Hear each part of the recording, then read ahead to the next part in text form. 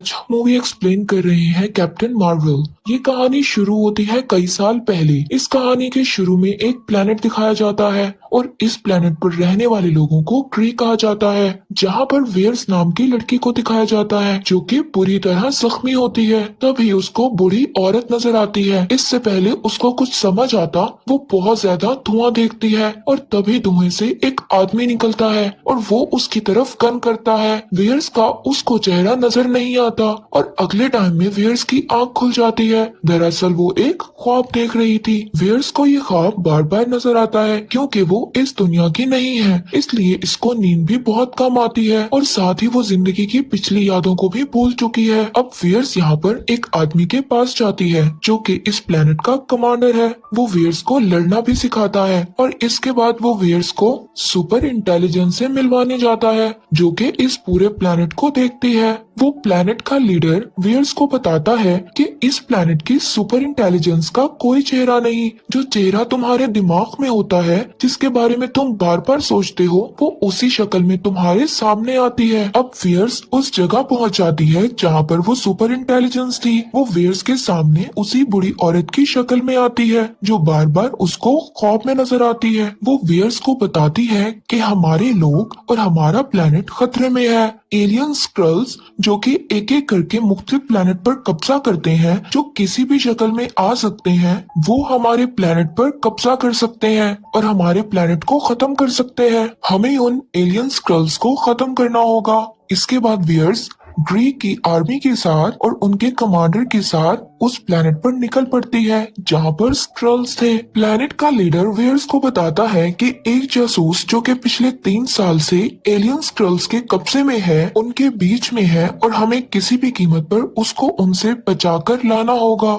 ये सब के सब उस प्लेनेट पर पहुंच जाते हैं। वेयर्स उस जासूस तक पहुंच जाती है जिसे वो सब लोग यहाँ से लेने आए थे। वेयर्स उससे एक कोड पूछती है और वो उसको बता देता है। तभी वेयर्स को बताया जाता है कि स्क्रल्स ने उनकी आर्मी पर हमला कर दिया है और जैसे ही वो जासूस समझ रही थी और जिसे वो जासूस समझ रही थी, वो दरअसल स्क्रल्स का लीडर था जिसने अपना रूप बदला हुआ था। वो एलियन स्क्रल्स वेयर्स को बेहोश करके अपने शिप में ले जाते हैं जहाँ पर वो एक मशीन की मदद से वेयर्स के दिमाग पर उनकी पुरानी यादों को जानना चाहते हैं, जिनके बारे में वेयर्स खुद भी भूल चुकी है। उसे पता चलता है कि वेयर्स पहले अर्थ पर थी, वो एक पायलट थी। यहाँ पर उसके साथ एक और लेडी होती है और ये वही लेडी होती है जो वेयर्स को बार बार ख्वाब में नजर आती थी। स्क्रल्स एलियन का लीडर इसके बारे में जानना चाहता था कि वो अपने लोगों से लोकेशन को पता लगाने का कहता है कि ये कहाँ जा रहे हैं, लेकिन इनसे पहले ये ऐसा करते वेयर्स अपने सेंसेस में वापस आ जाती है। वो अपने आप को आजाद करके उन स्क्रल्स पर हमला कर देती है। वो उससे पूछती है कि तुमने मेरे दिमाग में क्या डाला। वो कहता है कि मैंने तुम्हारे दिमाग में कुछ नहीं डाला, ये सब कुछ पहले से तुम्हारे दिमाग में है। मैं सिर्फ उस डॉक्टर और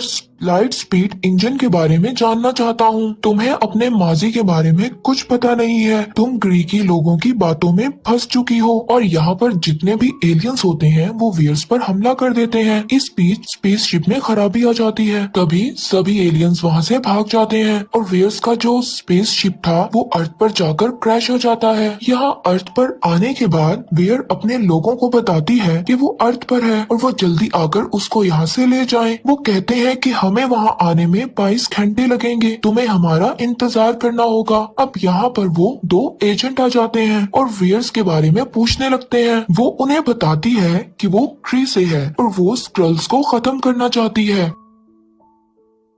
हालांकि उन दोनों एजेंट्स को उसकी बातों को समझ नहीं आती और तभी वेयर्स को एक स्क्रॉल नजर आता है। वो उसका पीछा करने लगती है जो कि अपना चेहरा बदलकर ट्रेन में बैठ जाता है, लेकिन वेयर्स उसको पहचान लेती है। उन दोनों के बीच में बहुत लड़ाई होती है और तभी स्क्रल एलियन के पास से एक मेमोरी डिवाइस गिरती है। ये वही मेमोरी डिवाइस होती है जिसमें वेयर्स की यादें थी और वो स्क्रल यहाँ से भाग जाता है। अब वहीं पर वो 2 एजेंट्स को दिखाया जाता है जो कि अपनी कार से ट्रेन का पीछा पीछा कर रहे थे, पर तभी उसको एक कॉल आती है और ये कॉल होती है उसके साथी यानी दूसरे एजेंट की। इसका मतलब जो इसके साथ कार में था वो उसका साथी नहीं था बल्कि एक स्क्रल था जो कि अपना चेहरा बदलकर उसके साथ बैठा था। तभी वो एजेंट जानबूझकर अपनी गाड़ी का एक्सीडेंट कर लेता है जिसमें वो स्क्रल मारा जाता है और उस एजेंट की आंख पर चोट भी लग जाती है। अब वो एजेंट स्क्रल को एक लैब में ले जाता है जहाँ पर उसका बॉस भी आता है। उसका बॉस उसको इस मिशन पर काम करने का कहता है और सारी इंफॉर्मेशन देनी होगी, इसका पता किसी को ना चले, ये खुफिया मिशन होगा। वहीं हम वेयर्स को देखते हैं, वो उस मेमोरी डिवाइस को जो कि इस स्क्रल के पास से मिला था जब अपने हाथ के गैजेट में डालती है तो उसमें एक बार का नाम आता है। अब वेयर जबकि उस बार में जाती है उसको अपने माजी की कुछ यादें दिखाई देती हैं। दरअसल वो पहले भी यहाँ आ चुकी थी और अब यहाँ पर वो एजेंट भी आ जाता है। ये दोनों यहाँ पर एक एयरबेस की तस्वीर को देखते हैं, इसलिए वो इस एयरबेस तक पहुँच जाते हैं जहाँ पर वो एजेंट वहाँ के सिक्योरिटी को अपना कार्ड दिखाता है। अब यहाँ पर इन दोनों को एक कमरे में ले जाया जाता है जहाँ से ये दोनों एक बहुत बड़े स्टोर में जाते हैं जिसके अंदर बहुत सारी खुफिया फाइल्स होती हैं। यहाँ पर एक फाइल उसी डॉक्टर वेंडी लोसन की भी होती है जिसमें उस डॉक्टर के बारे में और लाइट स्पीड इंजन के बारे में कुछ नोट्स होते हैं। ये नोट्स उसने मुख्तलिफ जुबानों में लिखे हुए थे। अब वेयर्स को समझ आ जाती है कि डॉक्टर वेंडी लॉसन एक क्री थी न कि एक इंसान। उसकी फाइल पढ़कर वेयर्स को पता चलता है कि कुछ साल पहले लाइट स्पीड इंजन लेकर यहाँ से भाग गई थी। उनके साथ एक और पायलट भी थी। डॉक्टर लोसन वही है जो वेयर्स के ख्वाब में आती है। यहाँ पर एजेंट को दिखाया जाता है, वो अपने बॉस को बताता है कि वो वेयर्स के साथ एक एयरबेस पर है। उस एजेंट का बॉस जल्दी उस जगह पर पहुंच जाता है और जब वो उससे बात करता है तो उस एजेंट को समझ आ जाता है कि ये उसका बॉस नहीं है बल्कि एक स्क्रल है जो कि उसके बॉस की शक्ल में वेयर्स को यहाँ पर पकड़ने आया है। अब वो एजेंट यहाँ पर उसको बातों में लगाकर वहाँ से चला जाता है और वो स्क्रल उसे एक बार फिर वहाँ पर पकड़ लेता है। इससे पहले वो इस एजेंट को मारता वहाँ पर वेयर्स आ जाती है और उस एलियन पर हमला कर देती है और उस एजेंट को यहाँ से एक प्लेन में ले जाती है। अब ये दोनों उस दूसरी पायलट के घर पर पहुँचते हैं जिसके बारे में इन दोनों ने डॉक्टर लॉसन की फाइल में पढ़ा था कि एक और पायलट डॉक्टर लॉसन के साथ थी। ये वही लड़की थी जिसने आखिरी बार डॉक्टर लॉसन को देखा था। अब वेयर्स को यहाँ पर पता चलता है कि ये लड़की उसकी बेस्ट फ्रेंड है। अब वो लड़की उसको बताती है कि डॉक्टर लॉसन का आज से 6 साल पहले जिस फाइटर प्लेन से क्रैश हुआ था उस प्लेन को कोई और नहीं बल्कि तुम उड़ा रही थी और हम सब ने मान लिया था कि उसमें तुम भी मारी जा चुकी हो पर तुम अब भी जिंदा हो। लेकिन वेयर्स को इसके बारे में कुछ भी पता नहीं और उसको इसके बारे में कुछ भी याद नहीं आ रहा होता और ना ही उसे इस लड़की के बारे में पता होता है जो कि उसे अपनी बेस्ट फ्रेंड बता रही थी। अब यहाँ पर हम देखते हैं कि स्क्रल्स का लीडर आ जाता है और अब वो उसको कहता है कि मैं तुमसे यहाँ पर लड़ना नहीं चाहता, मैंने पिछली बार तुम्हें कैद किया था, मैं तुम्हारे बारे में कुछ भी नहीं जानता था पर मैं तुमसे अब बात करना चाहता हूँ और मैं तुम्हें उस शाम की रिकॉर्डिंग सुनवाना चाहता हूँ जिस शाम तुम डॉक्टर लॉसन के साथ उस फाइटर प्लेन में थी। इसके बाद वो स्क्रल उसको रिकॉर्डिंग सुनवाता है जिसमें डॉक्टर लॉसन वेयर्स को एक लोकेशन बताती है और कहती है कि हमें इस लोकेशन पर जाना है, यहाँ पर मेरी लैब है। और अब सब कुछ वेयर्स को याद आ जाता है और अब उसे याद आता है कि उस रात वो डॉक्टर लॉसन के साथ लाइट स्पीड इंजन लेकर उनके लैब जा रही थी और यहाँ पर तभी उन पर कोई हमला कर देता है जिससे उनका फाइटर प्लेन क्रैश हो जाता है जिसमें डॉक्टर लॉसन बुरी तरह जख्मी हो जाती है और वो वेयर्स को बताती है कि ये सब हम इसलिए कर रहे हैं ताकि जंग को हमेशा के लिए खत्म कर सके। मैं अर्थ से नहीं हूँ बल्कि एक प्लेनेट से हूँ, मेरा असली नाम मार्वल है।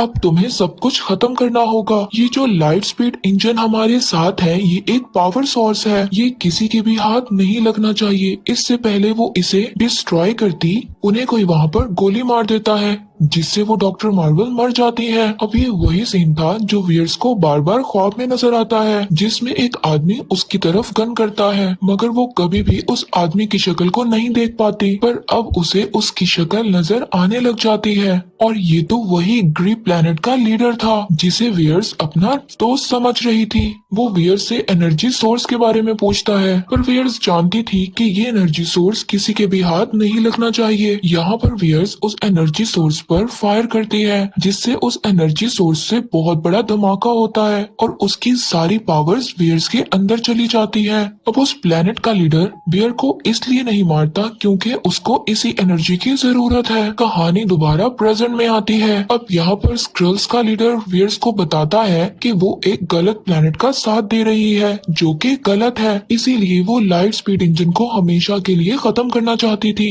ग्री के लोगों ने हमारे प्लेनेट को खत्म कर दिया है। जब हम लोगों ने उसके सामने हार नहीं मानी तो उन लोगों ने हमारे प्लेनेट को बिल्कुल तबाह कर दिया। इसीलिए हम एक प्लेनेट से दूसरे प्लेनेट पर पनाह लेते हैं। वो उसको बताता है डॉक्टर लॉसन यानी मार्वल ने जिस एनर्जी सोर्स को ढूंढा था वो किसी भी प्लेनेट को एक बिजली की रफ्तार से ज्यादा तेज चला सकता था, जहाँ पर ग्रे की आर्मी कभी भी ना पहुँच पाती। वो चाहती थी कि तुम एनर्जी सोर्स को ढूंढने में हमारी मदद करो, लेकिन बेयर्स उसको कहती है कि मैंने तो उसको खत्म कर दिया था। तो स्क्रल का लीडर बेयर्स को बताता है कि तुमने सिर्फ इंजन को खत्म किया था, लेकिन एनर्जी सोर्स अभी भी उनके लैब में है, जिस लैब की लोकेशन डॉक्टर मार्वल ने तुम्हें बताई थी। वो उसको बताती है कि वो लैब अर्थ पर नहीं बल्कि प्लैनेट पर है, जो कि वक्त के मुताबिक बार बार अपनी जगह तब्दील कर लेता है। अब जो इनके पास प्लेन होता है वो स्क्रल का लीडर उस प्लेन में कुछ तब्दीलियां कर उसे प्लैनेट पर ले जाने के काबिल बना देता है।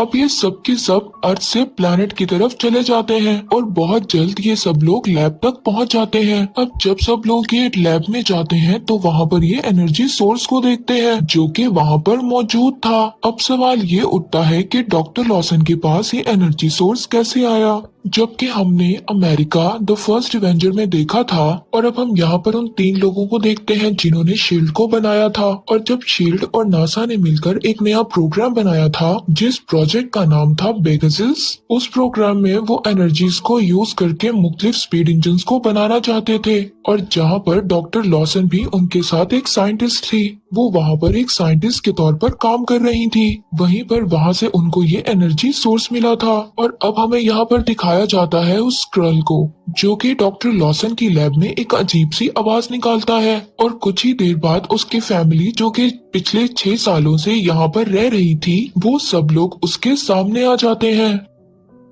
अब उस स्क्रल की वाइफ उसको बताती है कि मार्वल ने हम लोगों को किसी भी तरह का सिग्नल देने के लिए तुम तक पहुंचने के लिए मना किया था, और अगर हम ऐसा करते तो उस प्लेनेट के ग्री के लोग हम तक पहुंच जाते। और अब यहाँ पर उस ग्री प्लेनेट का लीडर और उसकी आर्मी भी यहाँ पर पहुंच जाती है और यहाँ पर वो वियर्स को कैप्चर कर लेते हैं। वो उसको कैप्चर करने के बाद उसकी सेंसस को अपने सुप्रीम इंटेलिजेंस के पास भेज देते हैं। अब यहाँ पर वियर्स को वो सुपर इंटेलिजेंस डॉक्टर मार्वल की शक्ल में नजर आती है। अब वियर्स की गर्दन पर एक ऐसी डिवाइस को लगाया जाता है जिससे ग्री प्लैनेट के लोग उसकी पावर को कंट्रोल कर लेते हैं। अब वियर्स को ये बात पता चल जाती है और अब वो उस डिवाइस को अपनी गर्दन से निकालकर फेंक देती है। और जैसे ही वो उस डिवाइस को अपनी गर्दन से निकालकर फेंकती है, उसकी सारी पावर्स अनलॉक हो जाती हैं और वियर्स यहाँ पर बन जाती है कैप्टन मार्वल। कैप्टन मार्वल बनने के बाद वो एक ही बार में उस ग्री प्लैनेट के लोगों को अपने आप से दूर कर देती है और तभी वो वहाँ से इंजन सोर्स लेकर उस एजेंट के पास चली जाती है और उसको कहती है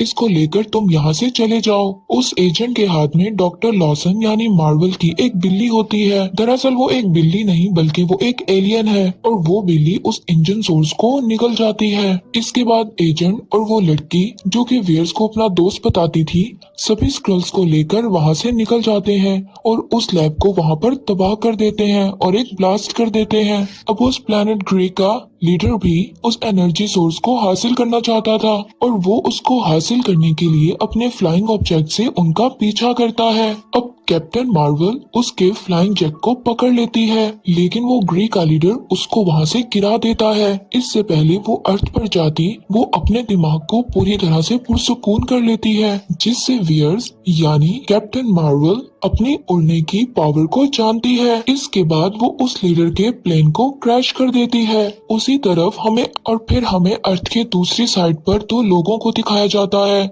जो कि क्री प्लैनेट से हैं। जब वो अपने लोगों को हारता हुआ देखते हैं तो वो अर्थ की तरफ बहुत बड़े बड़े मिसाइल्स फेंकता है, लेकिन इन मिसाइल्स को कैप्टन मार्वल्स एक ही झटके में खत्म कर देती है।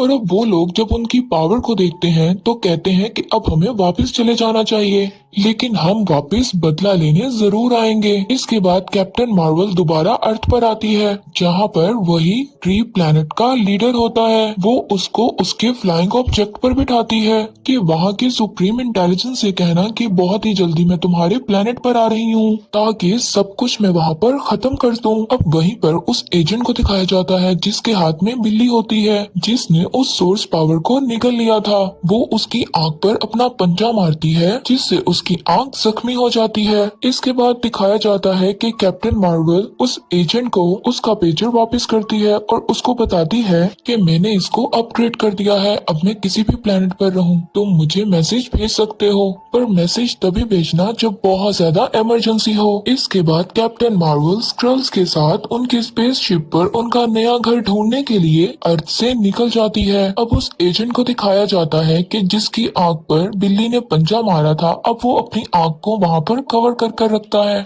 वो अपने साथी को कहता है कि हम लोगों को नहीं पता कि अर्थ पर और कौन कौन रहता है, इस बार तो हमें कैप्टन मार्वल ने बचा लिया, लेकिन हमें इसी तरह और भी बहुत सारे सुपर हीरोज की जरूरत है। हमें सुपर हीरोज की एक टीम बनानी होगी। और एट द एंड हमें सीन में दिखाया जाता है कि वो बिल्ली जिसने एनर्जी सोर्स को खा लिया था, अब वो उस एजेंट के टेबल पर वो बिल्ली उस एनर्जी सोर्स को दोबारा वहाँ पर उगल देती है। इसी के साथ यहीं पर ये मूवी एंड हो जाती है। आई होप सो आपने इस मूवी को एंजॉय किया होगा।